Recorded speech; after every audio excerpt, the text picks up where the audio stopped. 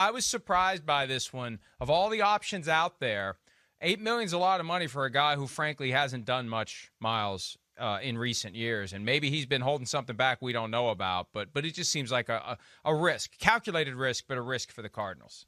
Well, again, it's the Cardinals becoming this destination spot, and it seems like they're trying to take advantage of the fact that Kyler Murray is in his rookie contract, and now that you basically have this window, right, when teams can go for it, when they've got the QB on the rookie contract, it just seems like they're trying to push all their chips into the middle, and they try to get a veteran wide receiver in A.J. Green. Look, I think it's weird what his stats were in 2020. If you look at it, I mean, he got 104 targets, but he only had 47 receptions, 523 yards, a couple of touchdowns, a 45% catch rate. That's just strange. I mean, it's way down from what it was for most of his career, which was at 60% from 2011 to 2018. Obviously, he didn't play in 2019 with the injuries. So he's going to be 33 in July. And I think he does still have all his extremities left, Mike, but I don't know how much he has left in the tank and what exactly he can provide for that Cardinals offense.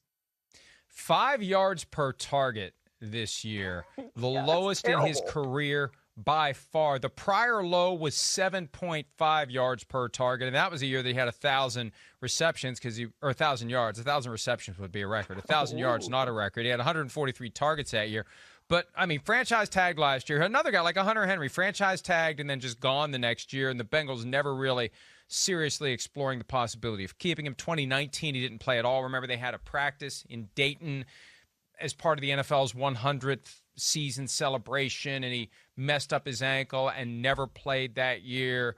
I just, hey, I'll believe it when I see it. Now, he's got DeAndre Hopkins and Christian Kirk, so he'll enjoy single coverage, something that he didn't enjoy for most of the early years of his career, but we'll see what he can do with it. My first thought when I saw it, Miles, is even though Larry Fitzgerald has yet to announce his intentions, and technically he's a free agent for the first time in his career as of right now and can sign with any team, signing A.J. Green means that Larry Fitzgerald isn't coming back because you're not going to pay Fitzgerald to be the fourth receiver, and you're not going to have Hopkins, Kirk, Green, Fitzgerald, four guys active on game day, none of them playing special teams.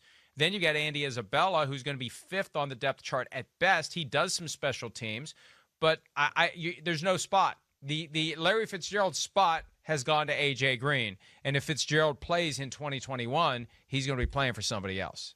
Yeah, maybe he goes to Tampa and he says, hey, Brady, you want to help me win a ring? And, like, that's just, the real destination spot becomes Tampa Bay. But it's interesting because Larry Fitzgerald, I still think he has some ability. I almost feel like they didn't quite use Larry Fitzgerald in the way that they could have last year down there in Arizona. He had 54 catches, 409 yards, a touchdown. It's not to me like he can't do anything. And I think he does provide value. I believe we all saw that clip of the Cardinals at the 49ers game where he's running the ball into the officials so they make sure that they can spike it and they make sure that they have enough time there in a 2-minute drill to go on the field and win. So I think Larry Fitzgerald does still have value, even though he's going to be playing for his 127th season in 2021 if he decides to play. But it is a little interesting that he has not yet decided, or at least publicly announced, whether or not he's going to play, because last year that happened in mid-January. We're already in mid-March right now. So I think from the Cardinals standpoint,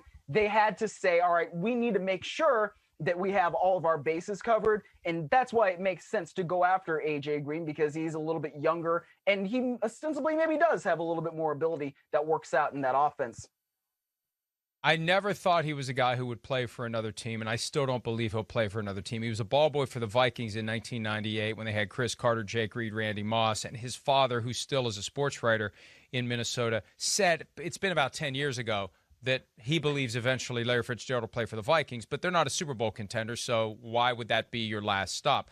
I think when he said last year, and I think it was November-ish, that if the Cardinals win the Super Bowl, he'll retire. Well, nobody looked at the Cardinals as a Super Bowl contender. I just wonder whether that was his clue then. That's his first sprinkling.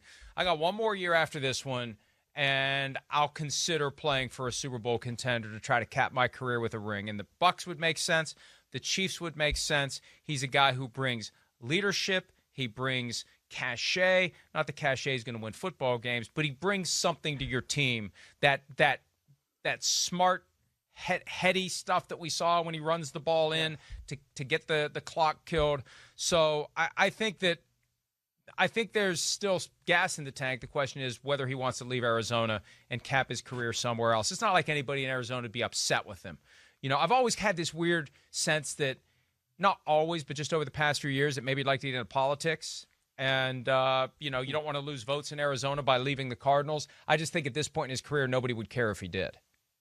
Yeah, I mean, it feels like, when I was covering the Rams, and the Rams would often go down to Arizona toward the end of the season, it felt like every year they were saying goodbye to Larry Fitzgerald. I feel like there was one year, it might have been even 2018, where they were had the 12 days of Larry Fitzgerald, or Larry Fitzgerald's 12 best plays, and then Larry Fitzgerald threw a touchdown pass, and it was like, wow, that's kind of the only thing Larry Fitzgerald hasn't done. And now he's played for 2 more seasons. So I feel like they've been saying goodbye to Larry Fitzgerald just in case for the last few years. And if there's one place that Larry Fitzgerald wants to go to finish his career and have a good chance of getting a ring, I agree with you, Mike. There probably would not be much animosity from Arizona. Hi, I'm Mike Tirico, and thanks for watching. Make sure to hit subscribe for the latest news and highlights from NBC Sports.